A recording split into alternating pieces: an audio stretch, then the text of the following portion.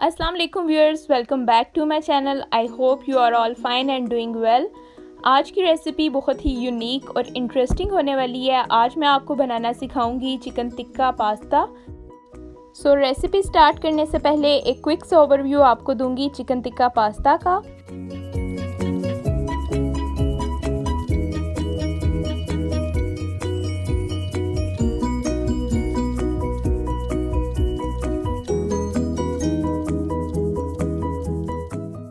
Chicken tikka pasta की recipe की फरमाइश एक बहुत प्यारी व्यूअर लारेब ने मुझसे की थी, तो आज उनकी फरमाइश मैंने स्पेशली पूरी की है और आप सब के साथ ये चिकन टिक्का पास्ता की रेसिपी शेयर की है। सो स्टार्ट करते हैं। सबसे पहले ले लिया है मैंने पास्ता का एक पैक। मेरे पास स्लांटी शेप में अवेलेबल था और आप किसी और शेप में भी यूज़ कर सकते हैं। इसके अलावा चिकन है, चिकन बोनलेस चिकन यूज़ किया मैंने। इसकी क्वांटिटी है ½ kg, तो इसको हम क्यूबिक फॉर्म में बाद में कट कर लेंगे। इसके अलावा जो मसाला जात यूज़ करने हैं वो मैं आपको बताती हूँ स्टेप बाय स्टेप, वो आप नोट डाउन अच्छे से कर लें, क्योंकि जब तक इंग्रेडिएंट्स आपके पास पूरे नहीं होंगे तो रेसिपी एग्जैक्ट बिल्कुल भी नहीं बन सकती। ठीक है। लेमन मैंने ले लिए हैं, 3 अदद लेमन है मेरे पास। इसके सीड्स मैं रिमूव कर लूँगी। इसके अलावा दरफर मिर्च है मेरे पास 1 टीस्पून। चिकन टिक्का मसाला है मेरे पास 1½ टीस्पून। नमक है मेरे पास 1 टीस्पून। काली मिर्च है मेरे पास ½ टीस्पून और फूड कलर जो होता है ऑरेंज में वो है मेरे पास ½ टीस्पून। ठीक है। ये सब इंग्रेडिएंट्स हैं, ये आपने नोट डाउन कर लेने हैं। ये चिकन की मैरिनेशन के लिए हमें चाहिए होंगे। नेक्स्ट हम मूव करते हैं वेजिटेबल्स की तरफ। वेजिटेबल्स में हमें चाहिए होंगे प्याज। प्याज तकरीबन 2 अदद दरमियाने साइज़ के मुझे चाहिए थे। इसके अलावा जो शिमला मिर्च है वो भी 2 अदद, और गाजर है ये 2 अदद मेरे पास रखी हुई है, लेकिन एक ही यूज़ की थी मैंने। आलू भी मैंने दरमियाने साइज़ में 2 अदद ले लिए थे, और दही मैंने रखा हुआ है, ये मैंने यूज़ किया था 4 टेबल स्पून। ठीक है। क्वांटिटी आप अच्छे से नोट डाउन किया करें। और इसके अलावा ये सॉसेस हैं, सोया सॉस, विनेगर और है चिली सॉस। ठीक है। ये सॉसेस भी आपने मैंडेटरी हैं, ये भी हमने इसमें यूज़ करने हैं। ये हैं सब इंग्रेडिएंट्स। अब हम क्या करेंगे, जो चिकन है उसको क्यूबिक फॉर्म में मैंने सबसे पहले उसको कट करके रख लिया। और सबसे पहले मैं जब भी बनाती हूँ पास्ता, मैं सबसे पहले चिकन को मैरिनेट करके रख लेती हूँ, ताकि बाकी जितने भी हम काम करते हैं उतने में चिकन हमारा अच्छे से मैरिनेट हो जाता है। ठीक है। चिकन के अंदर हम डायरेक्टली सारे जो मसाले मैंने आपको बताए थे वो ऐड करेंगे। उनसे पहले हम दही इसमें ऐड करेंगे। 4 टेबल स्पून दही मैंने ऐड किया है। अगर आपको क्वांटिटी कम लग रही है तो आप इसकी मिकदार बढ़ा भी सकते हैं, 5 टेबल स्पून भी आप इसमें ऐड कर सकते हैं। ठीक है। दही ऐड करने के बाद इसमें आपने डायरेक्टली जो भी मसाले मैंने आपको नोट डाउन कराए, आपने डायरेक्टली वो इसमें ऐड कर देने हैं। और ऐड करने के बाद जो लेमन रह जाएगा वो आपने उसके सीड्स को रिमूव कर लेना है और फिर लेमन को अच्छे से स्क्वीज़ कर लेना है।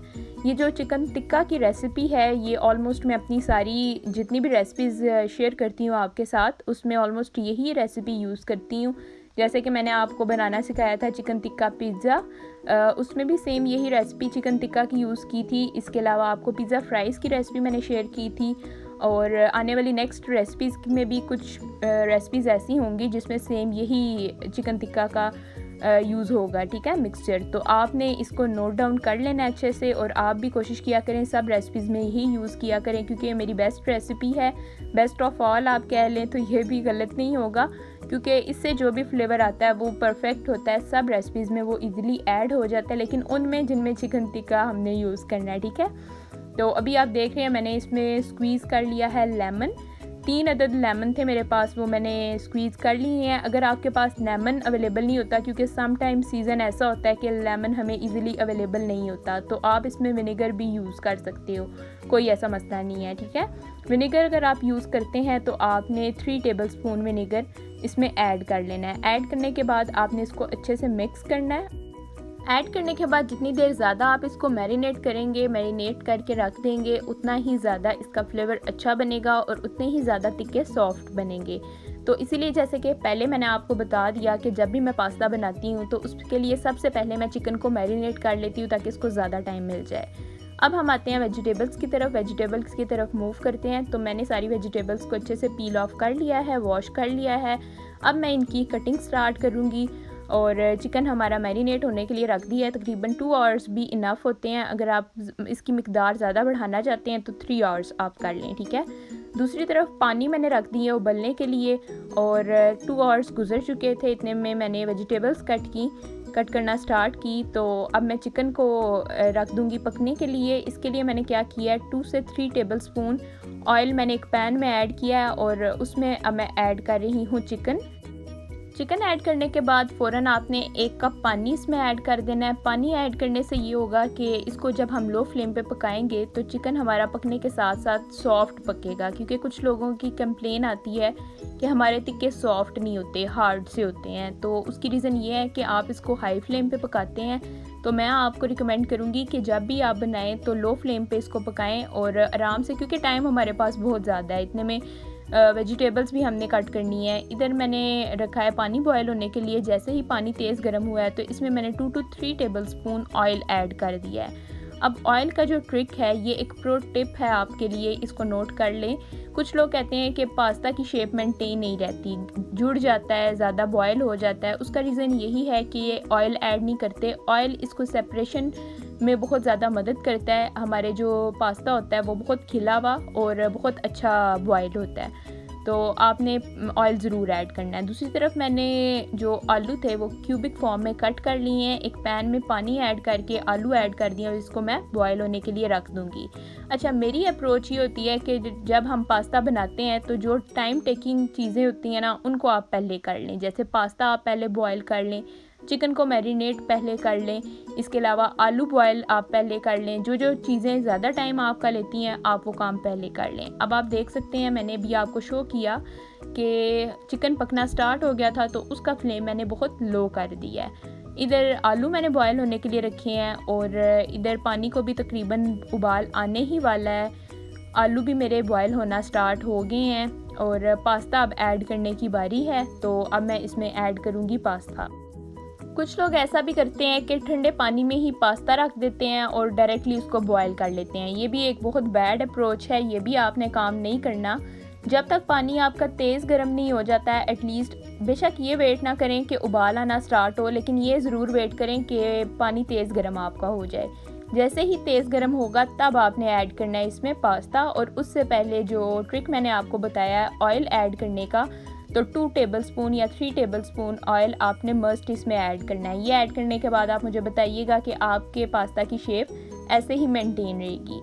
अब आता है वेजिटेबल का जो काम है, ये एक बहुत ही टायरिंग प्रोसेस है। इसको कट करते वक्त बहुत ज़्यादा टाइम लग जाता है। तो इधर देखें पास्ता भी बॉयल होना स्टार्ट हो गया है और इसको मिक्स करके मैं आपको दिखा रही हूँ। आपने क्या करना है कि जैसे बिरयानी बनाते वक्त हम चावल बॉयल करते हैं ना, तो बिल्कुल एक कनी रहने देते हैं ताकि वो नरम ना हो जाए। तो पास्ता बॉयल करते वक्त भी आपने इस बात का ध्यान रखना है। ये नहीं कि बिल्कुल कच्चा सा आप बॉयल करके निकाल लें, मतलब एटलीस्ट इसको 90% बॉयल होना चाहिए, लेकिन 10% जो है वो आपने रख लेना है। उसको आपने मतलब पकाते वक्त जब आप मिक्स करेंगे, गरम करेंगे, तो वो खुद ही पक जाएगा। ये नहीं 100% आप अगर बॉयल कर देंगे ना तो वो फिर टूट जाता है पास्ता और अच्छा नहीं पकता। अभी आप देखें कि जो गाजर है वो सारी मेरी कट चुकी है, उसका मैं आपको कट करने का प्रोसेस ऑलरेडी शो कर चुकी हूँ। और इधर पास्ता भी बॉयल होने वाला है, चिकन भी पक रहा है, इसका जो पानी था वो भी ड्राई हो रहा है। पास्ता देखें तकरीबन मेरा अभी 70% पास्ता जो है वो पक चुका है। अब इधर चिकन का पानी देखें, एटलीस्ट इसका जितना भी ज़्यादा पानी था ना वो सब ड्राई होना स्टार्ट हो गया है। तो फ्लेम मैंने इसका भी लो ही रखा हुआ है और आलू भी मेरे बॉयल होना स्टार्ट हो गए हैं। ये तीनों काम मैं एक साथ कर रही थी ताकि काम जल्दी से ख़त्म हो जाए।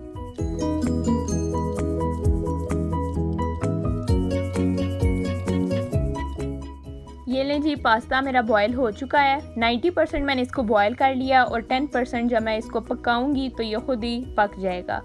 तो आपने बिल्कुल ज़्यादा बॉयल नहीं करना। वेजिटेबल्स कट गई हैं, वेजिटेबल काटने में बहुत ज़्यादा टाइम लगता है, लेकिन आपने कोशिश करनी है कि जैसी शेप मैंने बारीक सी काटी है इसको ऐसे ही आपने करना है, ठीक है। प्याज भी ऐसे ही बारीक सा चॉप करना है और जो शिमला मिर्च है वो भी आपने बारीक सी करनी है, क्योंकि बारीक ज़्यादा अच्छी लगती है, बहुत ज़्यादा मोटी हो तो वो अच्छी नहीं लगती।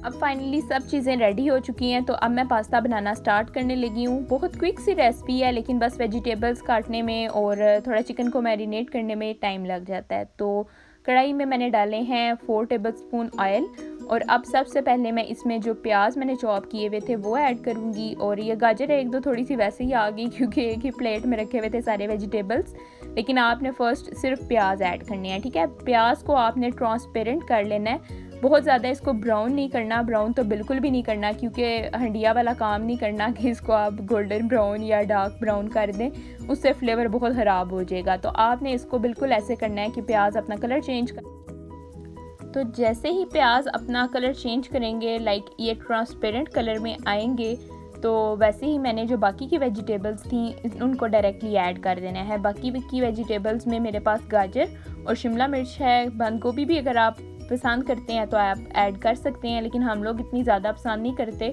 तो इसलिए वो मैंने अवॉइड की, वो ऐड नहीं की, ठीक है। इसको मिक्स कर लेना है, अच्छे से आपने मिक्स कर लेना है। आप देख सकते हैं कितना रिफ़्रेशिंग सा लग रहा है, ऑरेंज कलर और ग्रीन कलर आपस में।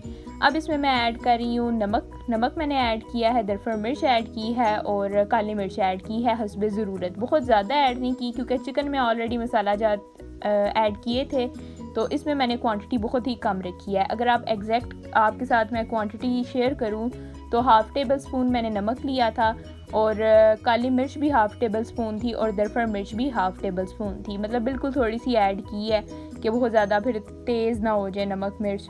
तो इसको ऐड करने के बाद आपने तकरीबन 5 मिनट के लिए पकाना है ताकि ये जो गाजरें और जो शिमला मिर्च हैं ये बहुत ज़्यादा सख्त ना रहें, ये कच्ची ना लगें, ठीक है। जैसे ये मिक्स हो जाएंगी, 5 मिनट गुजरने के बाद जो बॉयल किए हुए आलू हैं आपने वो ऐड कर देने हैं और इसको आपने अच्छे से मिक्स कर लेना है।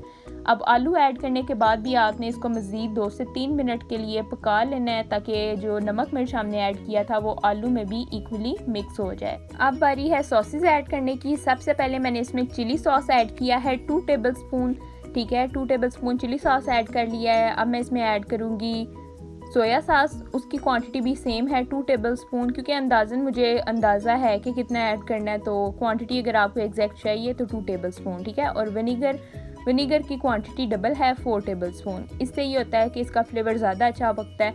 अभी आप देख सकते हैं कि ये जो वेजिटेबल्स हैं ये कितनी देखने में जूसी सी लग रही हैं। इसको आपने 2 मिनट के लिए पकाना है और फिर इसमें आपने ऐड करनी है थोड़ी सी केचप आपके पास ऑप्शनल है। अगर आप स्पाइसी पसंद करते हैं तो चिली गार्लिक सॉस ऐड कर लें, अगर स्पाइसी पसंद नहीं करते तो फिर सिंपल केचप ही प्रेफरेबल है, वो आप ऐड कर लें।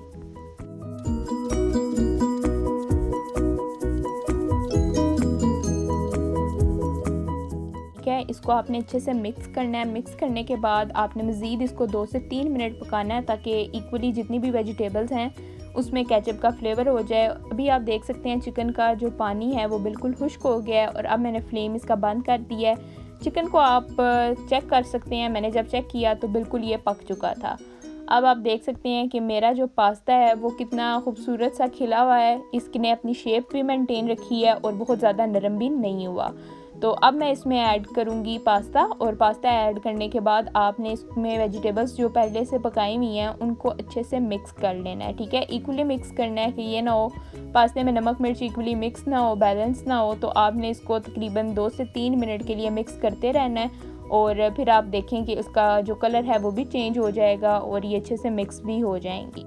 मिक्स करने के बाद आप एक दफ़ा इसको चख सकते हैं। अगर आपको ऐसा लगे कि इसमें मिर्चें कम हैं या नमक कम है तो आप इसमें ऐड कर सकते हैं। जैसे मुझे नमक और मिर्च थोड़ी सी कम लगी तो मैंने एंड पे इसको फाइनली टच दिया तो ऐड कर लिया। अब मैंने पास्ता डिश आउट कर लिया है और साइड पे मैंने इसके चिकन टिक्के रखे हैं। और चिकन टिक्के मैं मिक्स नहीं करती, अगर आप मिक्स करना चाहें पास्ता में तो आप वैसे भी कर सकते हैं, लेकिन कुछ लोगों को चिकन नहीं पसंद होता तो उनके लिए सिंपल पास्ता रह जाता है और जिनको चिकन पसंद होता है तो उनके लिए ये बैलेंस बनता है। तो अभी आप मेरी फाइनल इसकी प्रेजेंटेशन देख सकते हैं कि ये मैंने कैसे की। ऊपर थोड़े से मैंने मिंट लीव्स लगाए और पास्ता सेट करने के बाद जो चिकन था वो टॉप पे मैंने कॉर्नर पे, राइट कॉर्नर पे सेट कर दिया। ये थी मेरी आज की रेसिपी, चिकन टिक्का पास्ता की रेसिपी। अगर आपको अच्छी लगी है तो मुझे कमेंट सेक्शन में ज़रूर बताएं और अगर आपकी कोई फरमाइश है तो ज़रूर बताएं, इंशाल्लाह मैं इसको पूरी करने की कोशिश करूँगी। आज के लिए इतना ही, अपना ख्याल रखें। Thanks for watching, take care, अल्लाह हाफ़िज़।